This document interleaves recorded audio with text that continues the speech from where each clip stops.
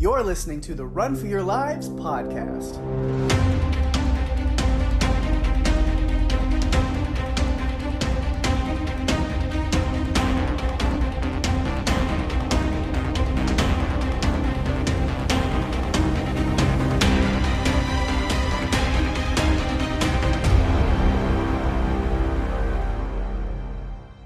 Hey everyone, welcome to the show. I'm Daphne. And I'm Pake. And this is the Run for Your Lives podcast. This episode is the 1996 disaster film Twister, which was released on May 10th, 1996. Another old one. Yes. Here we go. Not as old, but we're in the 90s now. Well, I mean, Jurassic Park was 93, so yeah. Funny you should mention Jurassic Park because there are a few little tie-ins. Yeah. Between that movie and this one that we'll probably talk about. Oh yeah, that was, well, I'll even mention just before I even got started on my watch last night, I grabbed my DVD box and right there on the front cover from the producers of Jurassic Park. So I was like, oh, cool. Everything's connected. Everything is connected in the Run for Your Lives universe. At least for the most part. Here's a little bit of the behind the scenes about this movie. Right. Jan du Bont, who also directed Speed 1 and 2, The Haunting, and Lara Croft Tomb Raider, The Cradle of Life. He's actually a Dutch cinematographer, and he wanted to do this movie because he knew that CGI was becoming more popular, and he wanted to do a movie where he could do more practical effects before those practical effects really went away. Mm-hmm. This movie is based on a screenplay that was written by Michael Crichton and Anne-Marie Martin. They actually later released it as a book. Although there were some folks who came in, Joss Whedon, Steven Zalian, and Jeff Nathanson did some rewriting on it too. One of the casualties of that rewrite was the fact that Carrie Elway's part was actually condensed quite a bit from what it was in the original recording. The budget was about $90 million, and it grossed $495 million worldwide. It was the second highest grossing film of 1996. It should be no surprise that the highest grossing movie of 1996, Independence Day. 96 was a great year for movies, I think. Yeah. I can't recall a lot of movies right off the top of my dome that isn't from 96, but I'm sure. I think Twister and Independence Day are two pretty iconic movies, Yeah. So with those leading the way, I think it's pretty great. Mm-hmm. The film was shot in Oklahoma, and it was at the director's insistence. They wanted originally to shoot it somewhere else, and he said, nope, I want to shoot it in Oklahoma. He wanted it to be, I think he wanted the scenery to be authentic to the tornado, well, I guess what some people call Tornado Alley, which is that area. Mm-hmm. Yep. I'm in that area. You are in that area. I am in that area. Yes. And you had some unique weather patterns last night when you were trying to watch the movie. Yeah, I was leaving work on my way home to do all these notes and, prep for this today. And it was just very windy and the sky was just lighting up with lightning and stuff. And I was like, well, isn't this foreboding as I'm driving home to go watch Twister? And by the time I got home, it started like really picking up and kind of rain, heavy rain, like the really thick drops that sting when they hit you. And I was like, oh, this will be fun. I think it just added to the ambience while you were watching it. It did. Twister received 2 Academy Award nominations for Best Visual Effects and Best Sound, but they did lose both of those nominations. Visual effects went to Independence Day, and sound went to The English Patient. However, it did win a BAFTA, which is the British equivalent of the Academy Awards, for visual effects. And the movie stars Helen Hunt, Bill Paxton, Jamie Gertz, and Carrie Elways. And the taglines for this movie, don't breathe, don't look back. And I totally relate to those words in rewatching this movie this weekend. It clocks in at about 113 minutes. And Pake, why don't you give us a synopsis of Twister? All right. So in this movie, Bill and Joe Harding, advanced storm chasers facing divorce, must join together to establish an advanced weather alert system by putting themselves in the crosshairs of extremely violent tornadoes. And they were violent. Yeah. They were definitely scary. I would not have wanted to be in the middle of them. No. I really enjoyed my rewatch of this movie. There are funny little connections, as I mentioned, between Jurassic Park and Twister. It didn't take a long time for the action to start. We saw right from the beginning how intense the tornado can be. Mm-hmm. When you watch Jo lose her father, he's swept away right at the beginning, and you can see the anguish and the terror in her face. We got to see some insane tornadoes in this super intense movie. But we also had this sweet little love triangle. I'm not sure how sweet it was, actually, but we had this little love triangle this going awkward on love triangle. awkward love triangle between Joe, Bill, and Melissa that kind of tried to balance it out. I'm not sure it really did, but kind of. Yeah. It was interesting. I feel like the acting was really good in this movie. Oh, yeah. And I know that people have given Jamie Gertz a hard time because people didn't like the character of Melissa. Mm-hmm. But I think she did a good job playing someone who came across as this sweet. You know, she seemed like a really nice girl. Yeah, see, I don't understand. Yeah, people hated that character because I watch it like I have a lot of sympathy for her. Like most of my thoughts with Melissa are literally just like going like, "Oh, she did not sign up for this." Like, yeah, she said she wanted to tag along, but she got way more than she bargained for. This was not what she intended, and now she's being drug along through one close call of death after the other. Like, this is not what she wanted to do. Her face throughout this movie. I mean, when I was watching it, I wrote down Willy Wonka's intense, insane, magical boat ride. Because her face, she didn't know from 1 minute to the next. She just was more terrified with every incident that happened. And I really felt for her because you're right, she didn't sign up for this. She actually said to Bill that she thought him talking about chasing tornadoes was a metaphor. I'm thinking, oh boy, you've learned very quickly that no, he meant the real deal. Yeah. The real deal. So those are my initial thoughts. Pig, did you have any that you wanted to share? Yeah, just my initial thoughts on watching it is I think we've picked another classic movie. I think you can really call it that. Yeah, it's one that definitely remains very fun to watch, and the most intense scenes are still as exciting as they were like the first time that I saw it when I was younger. So that's really cool. And then I'll get into this a little bit later on a big point of mine, but it was actually very scientifically accurate for a lot of it. They definitely took a lot of liberties, and there's some Hollywood kind of style things going on.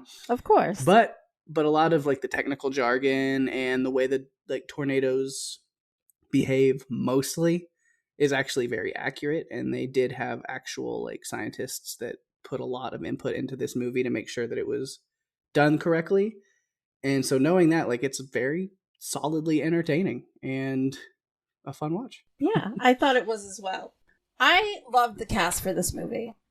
I've been a fan of Helen Hunt for a really long time and seen some of her bigger movies, but also some of the more obscure movies that she's done, especially in the 80s, late 80s. I loved what she brought to Jo.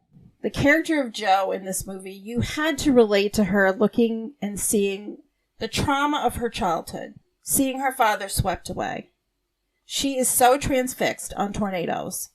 She obviously has not dealt with the loss of her father in the way that she lost him. So it's two-pronged. It's not just that she lost her father, it's how she lost him. Yeah. She had no closure. He was just gone and ripped away. Which that opening scene with her dad that messed with me a lot as a kid when I was younger watching this movie. Like, it is eternally ingrained in my brain because even to this day, when somebody mentions the film Twister, it's the first thing I think of.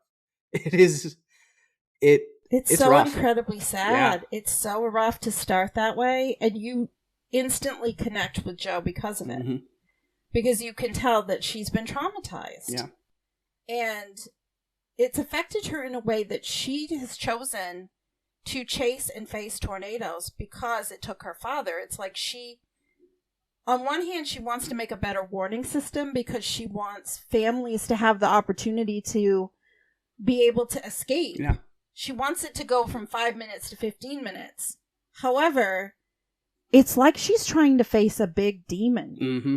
She's trying to face her own demons, but also this much bigger demon, which is the monster, if you could call it a monster, that took her father. And I think she's incredibly brave and very intense, but I think that she's also not... I don't understand how she thinks standing in the face of the tornado and possibly dying is going to change anything. Yeah. And that I had a hard time with in watching it, but I believe she really wants to make things better. Mm-hmm. She wants that better warning system. She doesn't want it to happen to someone else. Yeah. What happened to her as a child. And there was one scene later in the movie when they are going to rescue Meg where she is driving by and she sees, and I never noticed this before, but I think it's like not a ghost, but it's like her mom and her dad. Yep, exactly. That family, they're in Wakita driving through, and that family is just standing in the wreckage, no house anymore around them. And it's like a perfect reference to her parents and her, and she just stares at it. But then they bring that back. I'll jump to the very end of the movie for just a second, but even in that last, when that F5 goes over them and they tie themselves to the pipe and everything. But when that one is over, the family that comes out of the storm cellar there, and it becomes a bigger family. There's a little boy and there's 2 girls, and it's a bigger family. But who the first 2 people that you see come out of the storm cellar is the guy who also looks very much like her dad, carrying the little girl that looks a lot like her. And before you see the rest of the family, it lingers on those 2 for just a little bit, where I think it's kind of a nod to, maybe because they finally did, they accomplished the goal that they had set out to do with setting Dorothy and setting the sensors up into the tornado, that maybe this is the turn of a new leaf, even though they didn't directly help this family, but she's seeing like, okay, more families that I see myself in now might benefit from this. Exactly. And I'm hoping that, there's not a sequel to this movie, so we don't really know what happens after, but I'm hoping that she was able to find some peace. Yeah. You think about it? Because it was just so traumatic. The entire movie, to me, was watching her face the tornadoes, was watching her face the demons, watching her face her fears and her anguish. It was honestly like her therapy. It was how she dealt with it. And I related to that because I think, people in general have their own, quote, demons to deal with. And sometimes you have to stand up and face them. And that's your way of coping and getting past it. So I really related to her in that respect. And on the flip side, we have Bill, her husband, who wants to be her ex-husband so he can get married to Melissa. Mm-hmm. And Bill was played by Bill Paxton. And I forgot how much fun he was in this role. Yeah. I've seen him in so many things, and may he rest in peace. Mm-hmm. He was just really so intense. Watching him have the fear of missing out when he first sees Dorothy. We're not sure how long, really. I don't think we're sure how long he's been away from the team at that point. We know he's off to be a weatherman and marry Melissa, but I'm not sure how long he's been away from the team. But they were all very happy to see him. Mm-hmm. They call him, quote, the extreme. I call him the tornado whisperer because I feel like that. Yeah, I feel like he knew. Like he could stand there and say, it's going to go here, it's going to go here. Which is why I think he and Joe made such an incredible team. Yeah, because Joe even calls him the human barometer while they're when she's sitting with Melissa in the diner. Yes, I love that part. He really knew what those tornadoes were going to do, and I loved watching that whole thing unfold from one tornado to the next. As you saw him kind of being standoffish, he sees Dorothy, he gets all excited, but it's huge fear of missing out. He didn't want to miss out. He's like, oh, you built it. Oh, well, he starts to get excited about it. And then he looks at Melissa and he's not really sure if he's supposed to be excited. And then as the movie progresses, you see him getting more and more and more invested in what's happening because it's like revisiting an old friend for him. It's someone that he had put away, or quote, I think he said he had killed the bad Bill. Yeah. I think he viewed Tornado Bill as being this person that he needed to eradicate from his life. Yet he's obviously so good at this that he should be doing it. He should definitely be involved in this. And I loved at the end when they were kind of fighting over who was going to work in the lab and who was going to do the data. Like, it was kind of comical between the two of them. Yeah. But it also looks at their relationship, I think. Yeah. Because I think, as he's getting kind of, excuse the pun, sucked back into this world of tornado chasing and things like that, he, it's not only that he's revisiting that old friend of the storm chasing, but also it's reigniting this relationship between him and Joe. I don't know what happened to them. They don't really touch on why they're getting a divorce and what really happened that went wrong in their relationship. But I think that he's really finding that she is where he belongs also. And Melissa notices it. And like you said, it kind of becomes this awkward love triangle where when they're talking, when Joe and Bill have these like really big heart-to-heart moments and Melissa sees like, oh no, like it's not that, Melissa calls out Joe for still having feelings for Bill in the diner. But then I think she eventually picks up that Bill still has feelings for Joe too. And she finds her time to see herself out whenever she feels it's time. And Bill kind of puts up a little fight for it for like just a half a second. And then he's like, yeah, you're probably right. Like, yeah, this is, and I'm glad that, they work it out in the end, but their relationship is very interesting because they butt heads so strongly, but also they do really work really well together. Cause there's, the scene is their car argument where I have to give Bill the L. He gets the loss on that. He was being a total dick. He really was. Because, I don't want to fight. No, I'm just trying to ask you. And then he starts the fight when she's asking him the most civil, basic questions. It's like, dude, you don't want to fight, but you're starting the fight with this one. Yeah, I totally agree with that. I feel like, too, when Melissa left, she really gracefully handled that. She just basically said, I know the way home. Mm-hmm. And she said to him, it's over and I'm not that upset. What does that mean? Yeah. So I think they both probably realized that they weren't totally invested in the relationship. I think he was trying to be someone he isn't. Because I feel like as much as he feels like Joe is facing the tornado and in some way running away from what's really wrong, which is not dealing with the loss of her father, he's running away from being who he is at the same time, being a weatherman. Now, 10 minutes in, you knew that he was not going to be happy as a weatherman. He wants to be where the action is. Yeah. And I think that was very clear. I found it interesting, too. Joe and Melissa could not be more different. Oh, yeah. Joe is this smart and intense tornado chaser. Melissa is this intelligent, sweet, potentially high maintenance girl. And she gets into a place that's not the best place for her. Running around chasing tornadoes and getting muddy does not seem to suit her. No. Like what she wants to do. So I think, like you said, she realizes it. But I still feel like she had no idea what she was getting into. Oh, no. And so by the end, being able to go and kind of peacefully depart from the situation was probably the best thing for her. Absolutely. I did have a lot of fun, though. I think one of my favorite moments is her when she's riding with Dusty. Mm-hmm. It's the worst two people you can put together, but it just tortures her even further. Exactly. It does. It does. That's when I was thinking this is like Willy Wonka's Magical Ball Ride of Terror, because Dusty's driving the truck and she's along for the ride, and her face the entire time, it's like she's being slowly tortured She just wants to get out of there so bad, you can tell. And yet there is no escape at that point. No. She really can't. She can't get out of there. And can we just talk about Philip Seymour Hoffman? Oh, man, he was incredible. Yep, that's the next thing I want to talk about. Because, yeah, you mentioned the character of Dusty.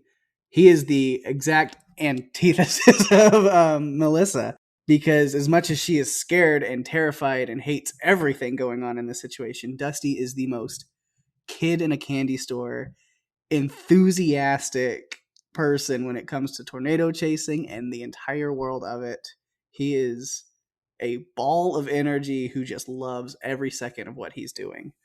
I loved him in this movie. I forgot he was in it until I was starting the rewatch, and then it all came flooding back, and I knew that it was going to be even more fun than I remembered. Yeah. Because he is like a ball of energy. And there's just something so special about... I feel like Joe's team as a whole. They're kind of like this hodgepodge, daredevil group of misfits. Not misfits, but I think you know what I mean. But it's a very eclectic group of people. I mean, you have... And I don't have all the actors here, but I mean, you have Preacher is the character who's just... He's very like calm and collected until he gets into the zone, and then he is like leading the charge on a lot of things. You have Belzer, who is just like, you know, super into it, and he's calling a lot of shots here and there, and he's manning the radios, and they all have their like place that they know what they are supposed to do, and they have their jobs and they do them very well. But it was cool, to see Philip Seymour Hoffman as Dusty, which was really fun. A young Sean Whalen played the character of Alan, which he's one of those character actors. Is like he's definitely that one guy in that one thing that you've seen. Definitely, like he's been absolutely. You know, he's one of those people. And then, you know, we have a nervous, fumbly Lawrence, played by Jeremy Davies, Daniel Faraday from Lost. So Jeremy Davies, I think, also appeared as Charles Manson in a miniseries that was on TV as well. I can totally see that. Yeah. He did a really great job in that. There was one moment, too, when Joe kind of saves his life because he's hiding in the truck. He's so freaked out, and she's running to get to it's during the drive-in scene. He's hiding in the truck. Yeah. I don't know how she knew he was there, but she did, and she grabbed him and got him in there because she cares about her team, and you can tell. Yeah. The connection between all of them together is so endearing, and it makes you, when you're watching it, you get even more nervous because you're thinking, oh, I don't want anything to happen to any of them because they're all just this unit together. And then on the flip side, you have Jonas with his sleek black vehicles and high-tech equipment and his DOT-3 machine. And it is such a stark contrast. Yeah. When you look at his team, which we did not see a lot of his team, but what we did see is they were just like this well-oiled machine, and he was very much in charge, whereas Joe's team was much more organic as far as their approach. They all worked together. They knew what their jobs were. They had fun doing it. I really enjoyed it. That would be the team I'd want to be on. The team that cares about the people on the team. Versus, as we know, Jonas really, I mean, he drove into a tornado and that was it. Which without listening. Talk about Jonas a little bit. Yeah, he did not listen. And that's what I was going to say. Is like, even though, and I'll get into this kind of on the dislike stuff later, but even though I wasn't really fond of Jonas and that storyline, I didn't think we really needed a super cheesy villain going against everything. But what I did like about what they did with Jonas is that he was even aware that he is not up to par with Bill and his skills. Everybody is aware of it because they know that like Jonas is only acting and reacting based on what Bill is doing.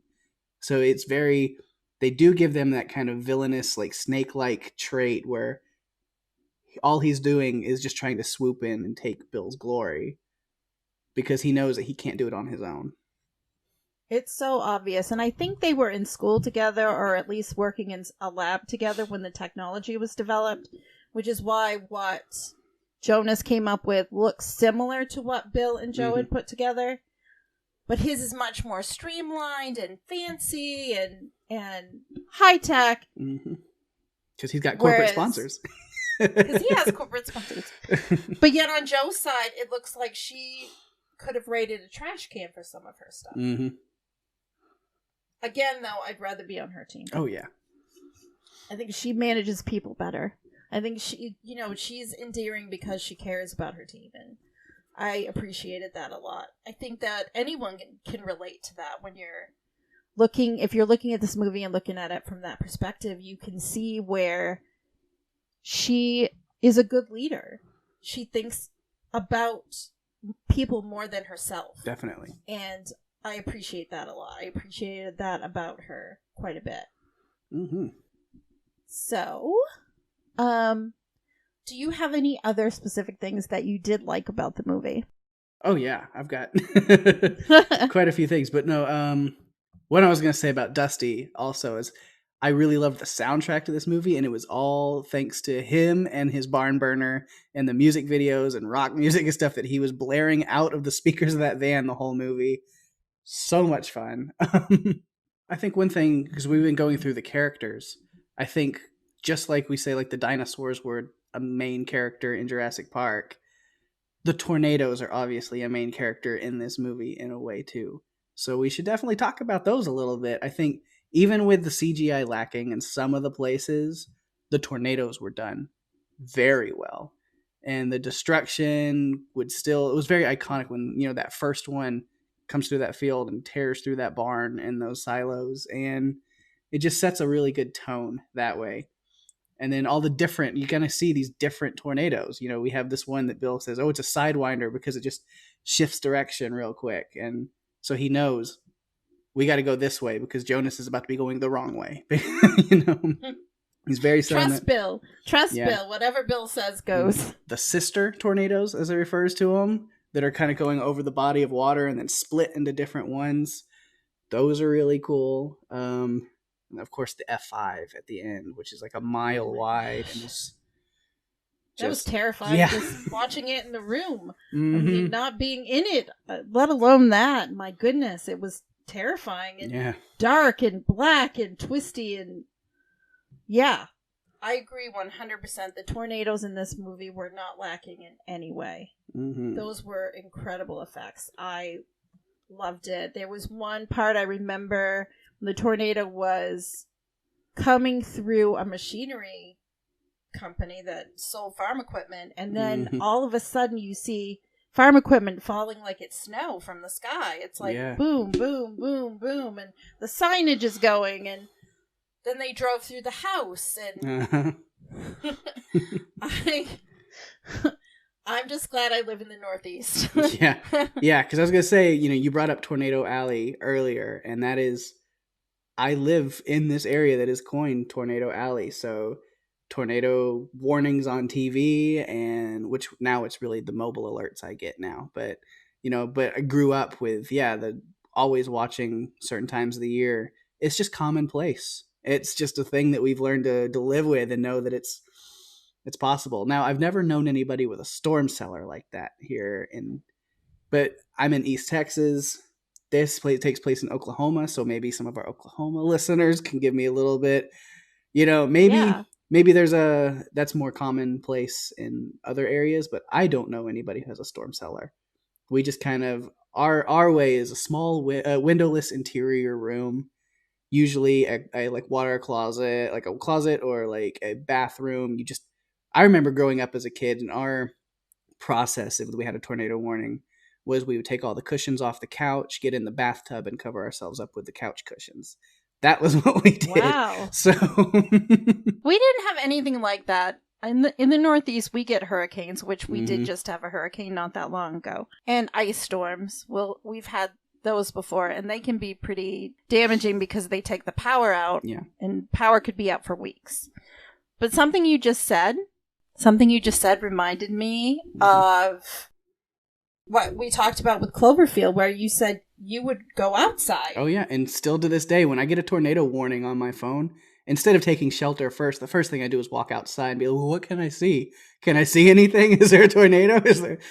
It's just ingrained in us. I don't know what it is. The curiosity beats the self-preservation. Yeah. I can see the curiosity would definitely be really heightened at that point because you want to see, well, what is it? Mm-hmm. I hear this, I see this, I want to know what it is, and so you rush to go look. You know, the sirens are going off and the wind's picking up, and it's like, I gotta take a look. You gotta take a look. And then you gotta go hide in the bathtub. Yeah. Mm-hmm. I wanted to break down, like I did Jurassic Park last week, and I think you got a kick out of it at least. So if anybody does, at least you do. I like to go on these little deep dives sometimes. I get nerdy. And so I decided to kind of look at what are the facts and fiction of Twister. And some of this stuff is based off of what I looked up online, and some of it is just because it's something I've grown up with commonplace and I know about tornadoes. So And what did we call this segment last week? Wasn't it Nerding with Pake or Down the Rabbit something. Hole? I don't know. We got to find an official segment name. Because I feel like this is going to be a permanent thing on the show. Hopefully. Don't put any pressure on me. No, never. But first I want to talk about Dorothy. I mean, obviously it is named after Dorothy from The Wizard of Oz, who was transported to Oz by tornado. So, this machine is basically a barrel full of all of these sensors that are meant to be sucked up into the tornado funnel, so that way they can kind of track the rotation and all kinds of different, I think Jonas is going on about, dew points and all this kind of stuff. Like, there's a lot of science stuff that goes into that that we won't dig into.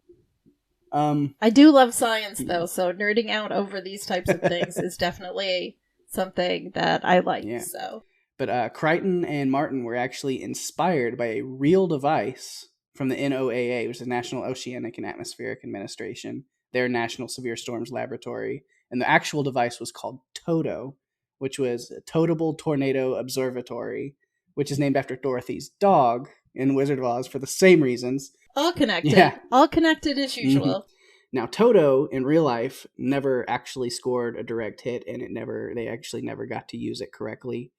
But they tried. But that was what inspired Crichton and Martin and the writers of this movie to say, hey, what if they did succeed? Like, what if the plot was based off of this device and trying to do what they actually did in real life?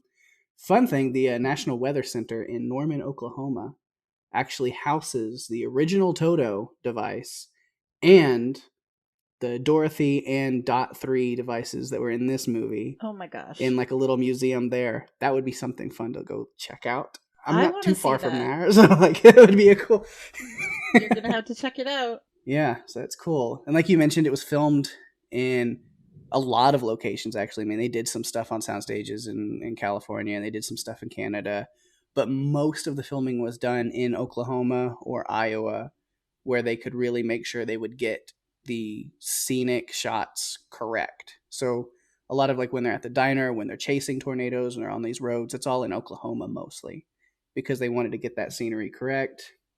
Also, all of the newscasts you see during the movie are featuring Gary England, who is a very renowned Oklahoma meteorologist. So people who knew him at the time would have gotten a treat cameo of, oh, that's our weatherman that's actually on all of these Oklahoma stations in this movie, which is cool. I've got a lot. You buckle in. I have one to add, but I bet it's on your list already. That they actually had to delay the filming. I did not get that one, actually. Yeah. They were actually filming Twister during the Oklahoma City bombing on April 19th, 1995. And some of the crew from the movie actually went in and helped with the recovery efforts. That's awesome. That was something that I uncovered. I didn't go quite as deep down the rabbit hole as you do. However, I do have that little factoid to share. Please continue. All right. Another scene that I actually really like is when Dusty and Bill are standing outside the diner and they have the whole going greenage, and they're talking about the sky turning green and how the tornadoes are coming based on that. Pretty used to that where I live. Again, that is a legit thing. Now the green skies don't necessarily mean that it will be a tornado, but they do indicate very severe weather, and like strong hail and tornadoes are very likely outcomes of that. But I have seen the sky go green many a time. I know exactly what they're talking about. It is legit. Also, tornadoes do, in fact, act a lot how they did in this movie. They do jump around. They do lift up and come back down in different places. They do shift on a dime out of nowhere.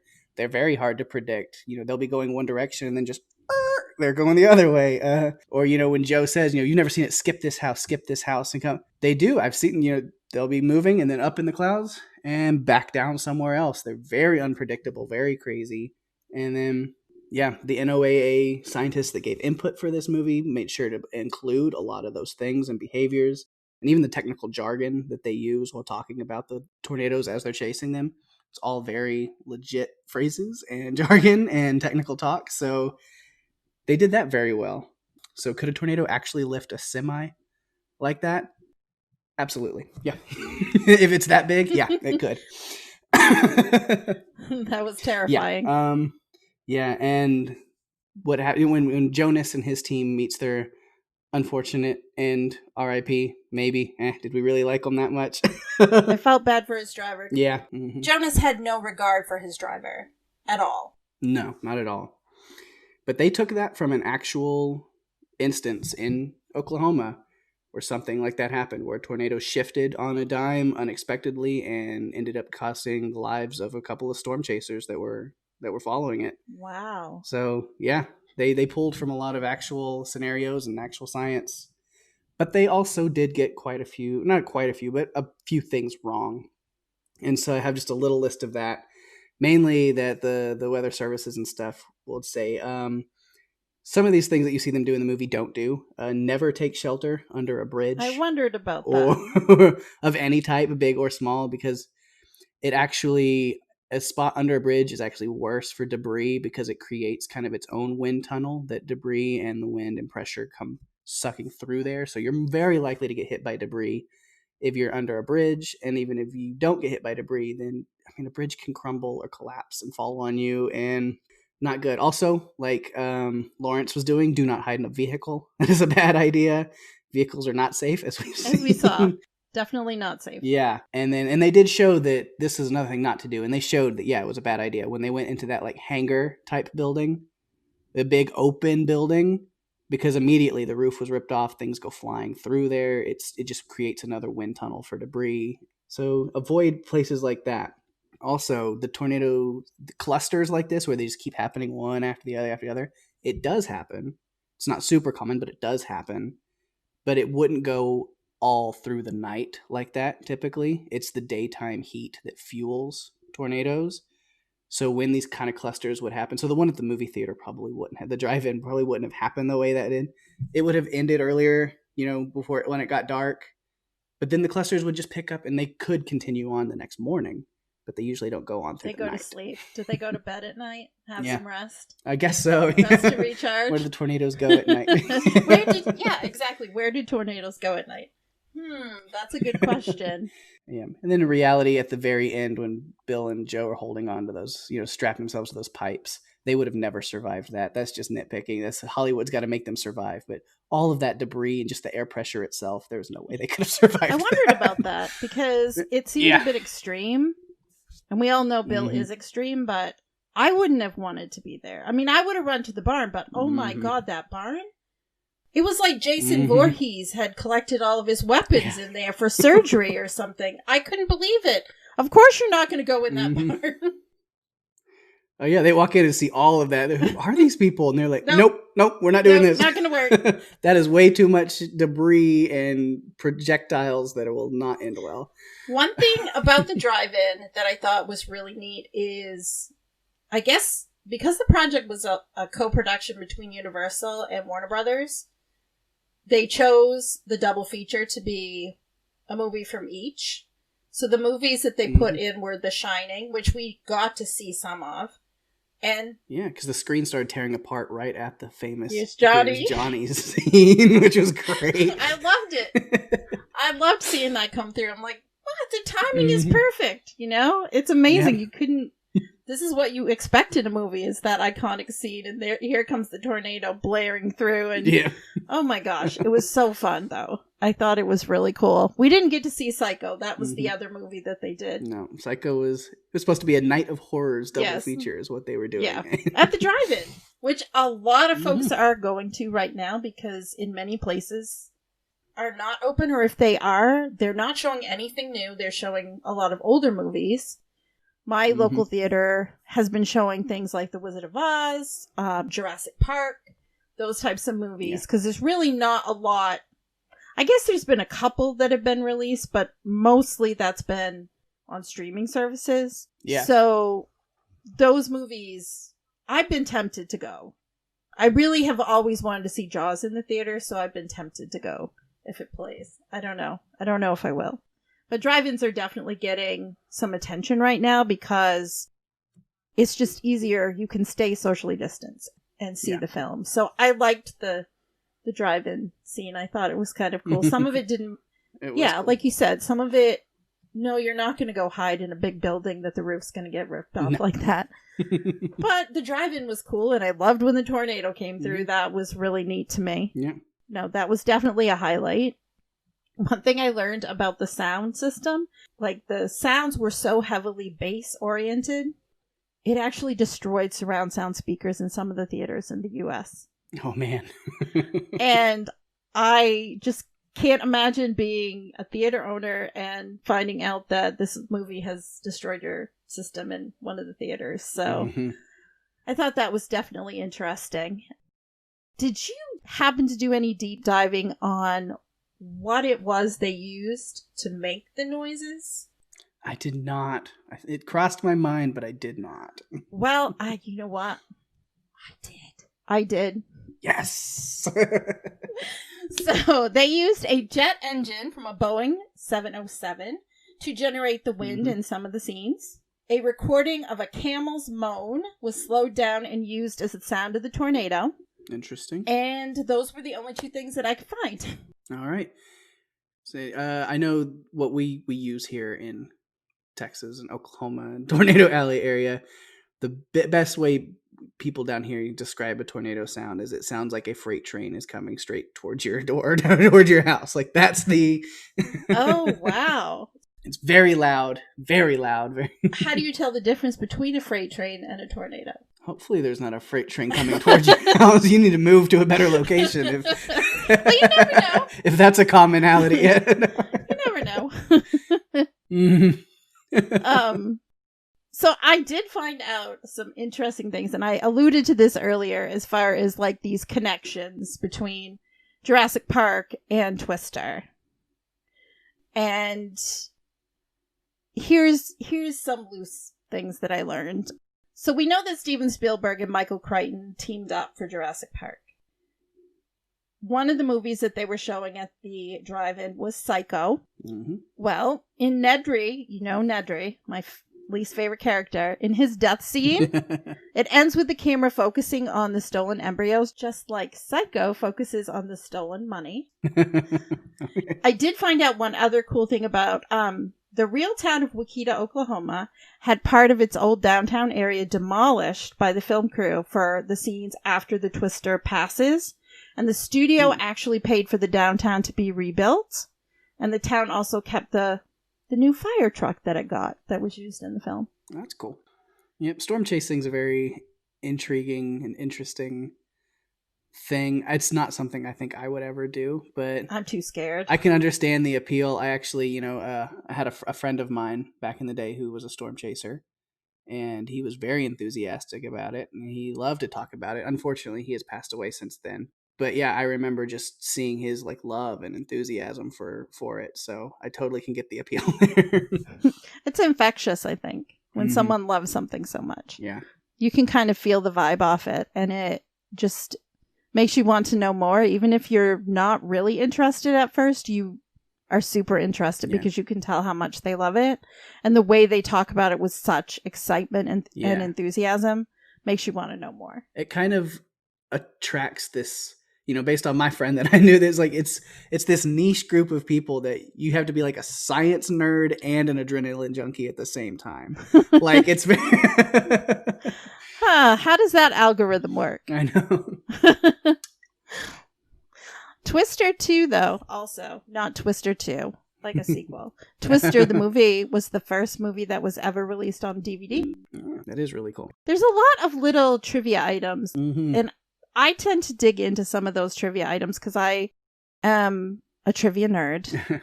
You guys will learn that about me over time. I love trivia. So I love to dig into things like that. I love to find out these neat little things that maybe no one else knows, or maybe you already knew that anyway. Wanted to share that. Did you have anything else to add to that, Pake? That's about it as far as kind of the main deep dive stuff.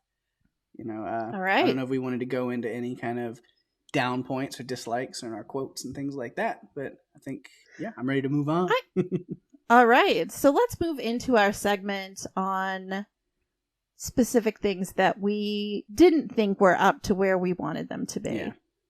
For me, there were moments of CGI, which we've talked about before. CGI can date a film because CGI as a whole has grown so much since it came into play that the early versions just don't hold up because it's just not as seamless. And there were a couple of CGI points in this movie, like the boat and a tree that were coming out of the tornado that just didn't hold up for me. Yet the semi coming out was just fine. Yeah, that was good. I couldn't understand it at that point. I'm thinking, you put the semi in there and spit it out, but these other two, no. It was specifically the tree that the truck Bill's truck got stuck on was one of them. Like, it was fine once it was out, but it was coming out of the tornado.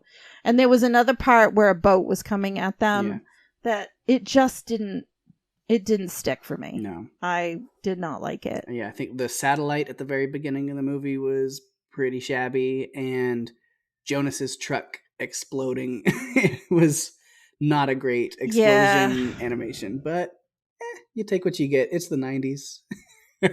Exactly. It makes me wonder what, even in 20 years from now, people looking back at movies from the 90s, what they're going to say about them. Because, at the time we're thinking, oh my God, look at this. It's great. It's so, innovative and cool. And now even it's been what, 20? 30 almost. Yeah, it's been 30 years a from long 90. time. Yeah. And now you look at it and you think, doesn't hold up so well. Not in some cases. So it just made me question. What it did is it made me question, if you can do the semi, why can't you do the tree? Like, why can't you do these other pieces? To me, doing the semi would seemingly be a harder thing to do. Yeah. However, I'm not an expert, so I'm happy for someone to explain to me how. Yeah, maybe there's easier models, 3D models of semis than there are trees and boats. I don't know. Exactly. I'm not an animator or CGI person. I don't do that. So no, I don't have the answer to that. So if anyone out there does, we're happy if you can explain it to us. Yeah. That was mainly my dislike notes with some of the CGI stuff, and then a lot of the Jonas stuff. I just think that storyline and the character, where yes, it's a real thing, but kind of where they have to lay it down. I was like, he's in it for the money and not the science. Like, oh, that's the route you want to take with why there's a villain here. Yeah. Like, did there really need to be a villain?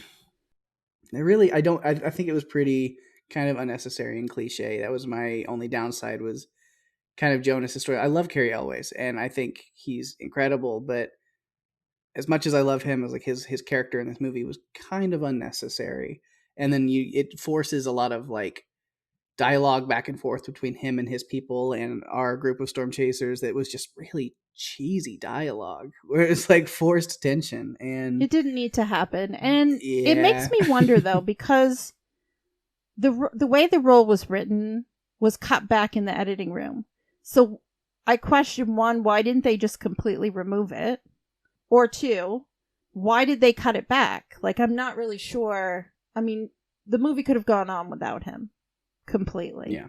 So all I can say is Cary Elwes is kind of a draw for people to come see the movie. I'm sure you can. Yes. Because this was after Princess Yes, it was. Yes, it was. So it's he's a draw. He's a that draw. might be the reason right there, is just to say Cary Elwes is in it. So you yeah, he's definitely a draw. I can see where he would be. Yeah.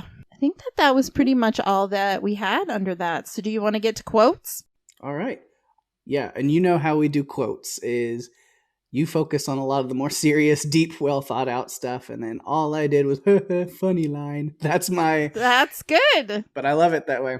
Mm-hmm. It's a good balance. So I like a lot of the I like a lot of the funny stuff. So my first one is actually Joe and Bill and their argument while chasing Tornado, what I call Tornado number 1. Mm-hmm. And Joe says to Bill, do you want me to drive? And he says no. And she says, then would you? Because he's not paying attention. Yeah. It's like, come on. All this, mayhem is going on outside and you're not paying attention. You could be sucked up at any second. I think some of it was he had not been in it. His adrenaline was picked up and he just had no idea.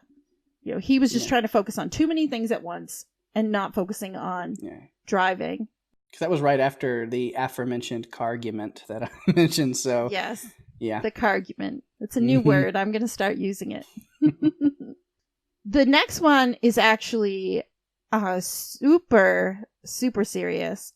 This conversation is one that Bill and Joe had that Melissa unfortunately overhears. This is when she realizes that Bill is still definitely in love with Joe. Mm-hmm. And she needs to start planning her exit strategy, I think, at that point. Yeah.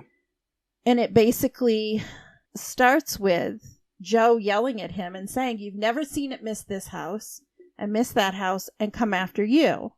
And Bill says, Christ, Joe, is that what you think it did? And she said, I don't know.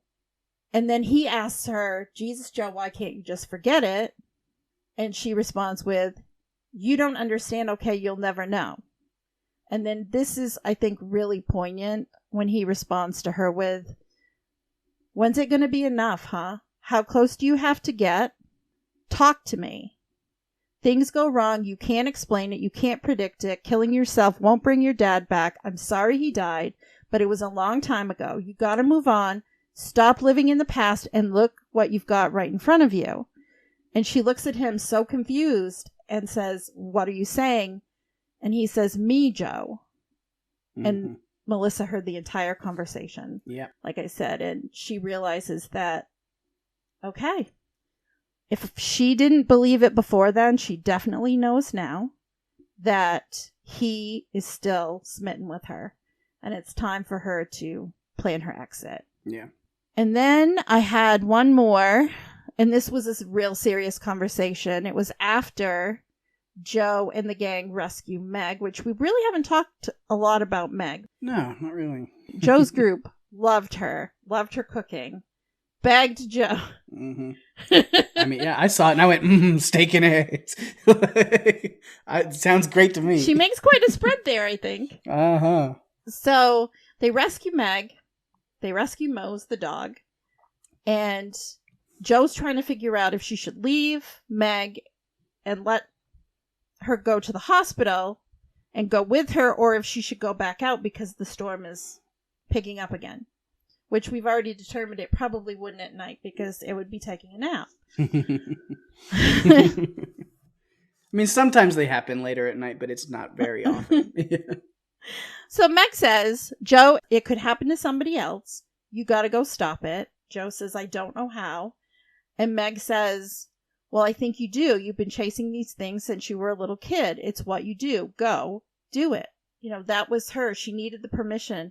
She needed the permission from Meg to go and try to find a way to create this system, to use what she had left, which I think at that point was only 2 Dorothys that were left. And she needed to go and try to figure out a way to make this work. And it's then that she figures out that she needs to, I believe, weight down the receptors. They end up kind of putting these propellers on those receptors that the wind can catch and pull them up and take up, because she's inspired by that because of Meg's obsession with these wind-fueled lawn ornaments and wind chimes that she's got everywhere. She does. She's an artist. It's quite interesting to see some of these contraptions that she's put together. Yeah. So that's all I have. So I'm going to turn it over to you so that we can talk about all the laughs. Yeah, all the great funny lines that we get that I really like. At the very beginning, whenever Bill is showing up to try to get Joe to sign the divorce papers, and he's talking to Joe, and she's like, oh, they find out, Melissa's there with him. And so, well, where is she? He's like, oh, she's over with Dusty. And he goes, usually she asks him, you left her with Dusty? What is wrong with you? which we learned out because but that man just tortures poor Melissa. Not on purpose. He does, but I'd want to ride with him. He seems to have the most fun out of everyone. Yeah, he's so much fun. And another quote that I have is just, "Glad you're back. I'm not back." And that was said by Bill and everybody else in the entire cast. At some point or another, they all said the same thing to him.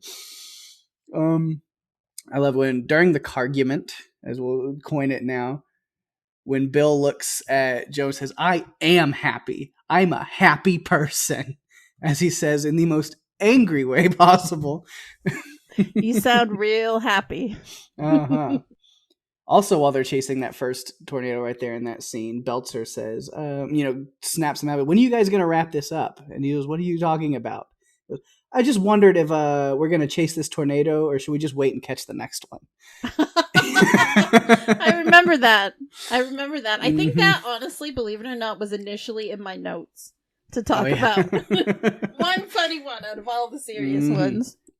And then when they get to the sister tornadoes, and they have the cow, and then there's another cow.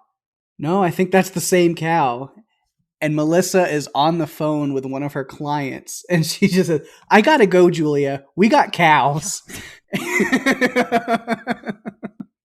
It sounds even funnier with you saying it. Yeah. Interesting. And then my last one I have on here that I really love is Joe is talking about Jonas while they're driving, or I think they were either driving or they were sitting somewhere. I don't remember. But she's talking about Jonas. She says, "He really is in love with himself. I thought it was just a summer thing." That's what while they're eating at Meg's is when she says that. They're talking about Jonas and his obsession. And like, that's just a really clever line. Oh my gosh. I forgot about that one. That was really funny. Dusty had a few good ones too. I actually did have a couple of his written down, especially after the first tornado. They've gone under the bridge. The car gets ripped off. "Where's my car?" And it crashes in front of Melissa. And Joe is trying to collect things from the car. And Dusty says to her, "Well, there's some good news. It did fly." And he's talking about Dorothy. Yeah. And then I loved when he was taunting Jonas by saying, "Fashionably late again, Jonas. Fashionably late. Give me a kiss, baby."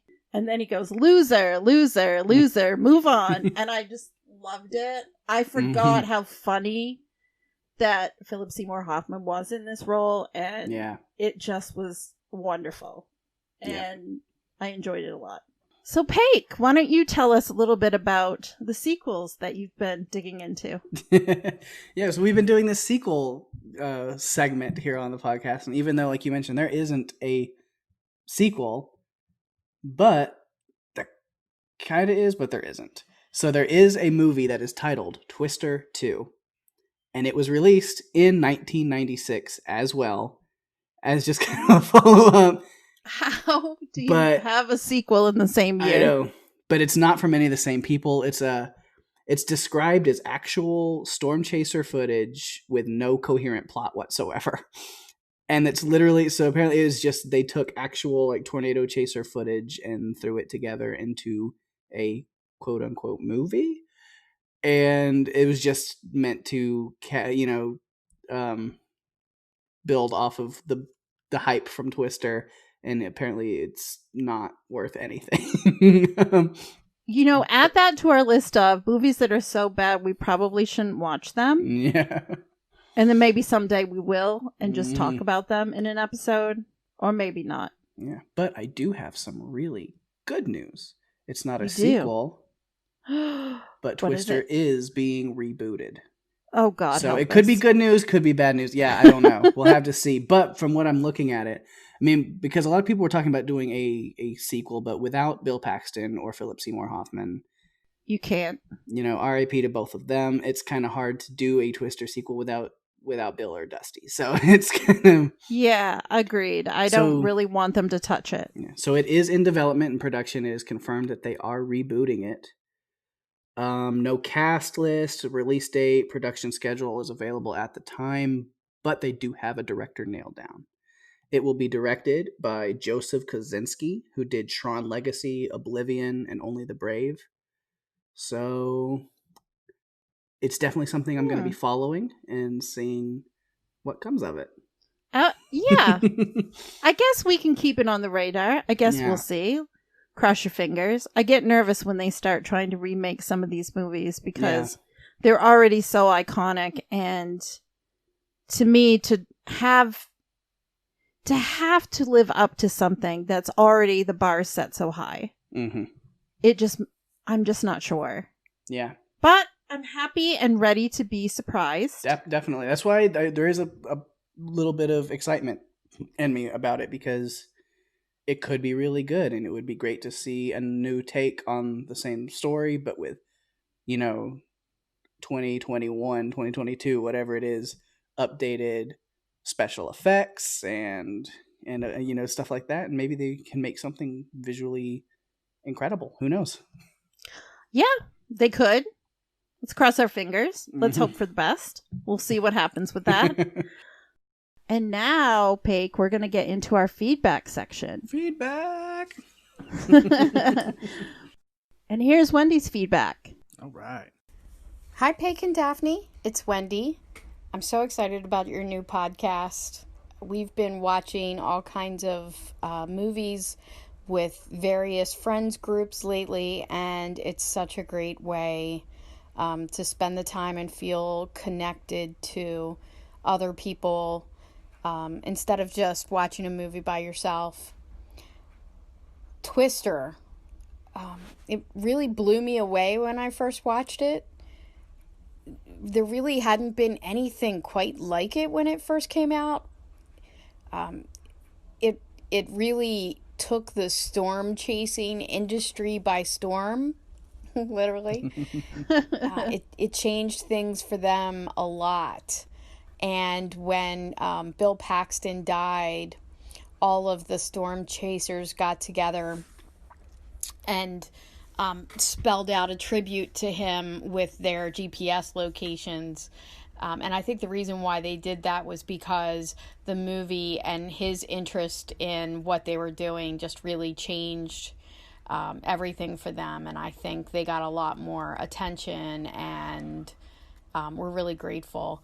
Stellar performances by Helen Hunt and Bill Paxton, just amazing. And so many other of the more supporting characters were so good. I know, Philip Seymour Hoffman, just such a baby, and what a career he had ahead of him at that time. I really enjoyed, we just watched it the other day and really enjoyed it. And it's one of those movies that you just never get sick of and you can watch over and over again. The action is awesome. You really feel like you're out on the plains chasing a tornado. So just wanted to give you my feedback and say that I'm really excited about you guys doing this. Can't wait to see what you do next. Thank you, Wendy. Thanks, Wendy. It's so great to have your feedback, and glad that you enjoyed the movie as much as we did, and hope that you enjoy some of our future episodes as well. Got some good stuff coming down the pipeline. At least in my opinion, I think. You know what? We really do. I think it's pretty awesome too. I'm looking forward to us being able to nerd out over some of these movies. It's just going to be great. So our second bit of feedback is from our friend Mark. Hey, Pake and Daphne, Mark here. Just a little feedback for the movie Twister that you guys are covering. I saw this movie way back when it came out, back in 1996. I thought it was really cool for the time because, there weren't too many disaster movies at that time. And this one pretty much delves on the natural disasters that a lot of people in the Midwest and out West see, and we do get some now on the East Coast at times, which is interesting. I love the characters that are in this. I love how they bring them together. Bill comes back to get, his divorce papers signed and things of that nature from Joe, brings his future wife, but it's more of a story of the human condition and things and people who connect with one another, even though things happen. The problems with Joe and dealing with other people and not able to let go about certain things. Bill is driven and being a natural, twister detector at that. And then, you got Jamie Gertz. I thought certain parts of her in the actual movie were cool because, she was a therapist, a couples therapist of all things. And on top of that, it's kind of funny how it's like in the end, Joe and Bill get back together again. And the best would be, Philip Seymour Hoffman as Dustin, or Dusty, and how he is so unique, his character, and how crazy he is. Carrie Elwes, and what a dick he was as Dr. Jonas Miller. And, they try to help him, and at the end, he finds his own demise. But there are a lot of cool things. A lot of the characters that were in that group that Joe leads, really cool because, you can see how unique everybody was within the movie itself and how they all come together, even though they're all pretty much a little bit different, but they have the same focus and goal. So, I just loved the movie. It was pretty cool for its time, and the effects for its time were really good. The soundtrack was amazing. The fact that we got Clapton in there. Van Halen actually did a song specifically for the movie, and that's how they actually plugged and promoted it when it came out. And I'm just curious about your thoughts on the science of the movie itself.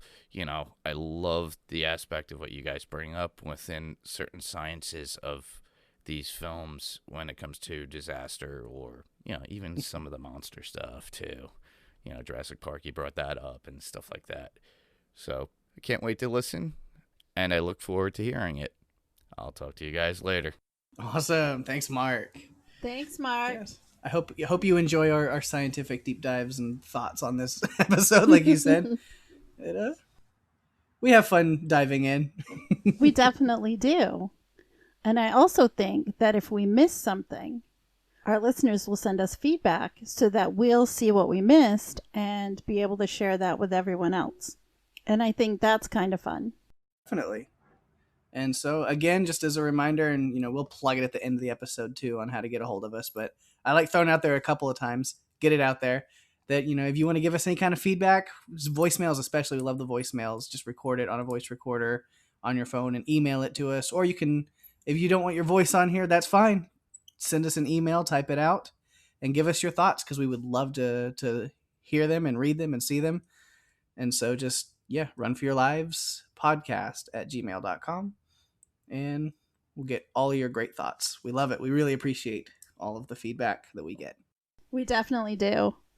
I think it helps us to get your suggestions, because we have not only movies that we've already put on our schedule, but we'd love to hear from you what you might like to hear us cover also. Yeah, it doesn't just have to be feedback on what we're covering right now. Just reach out to us and talk to us about anything monster related or what you think we should cover. We love, talking to listeners and friends and fans and anything else. So, yeah.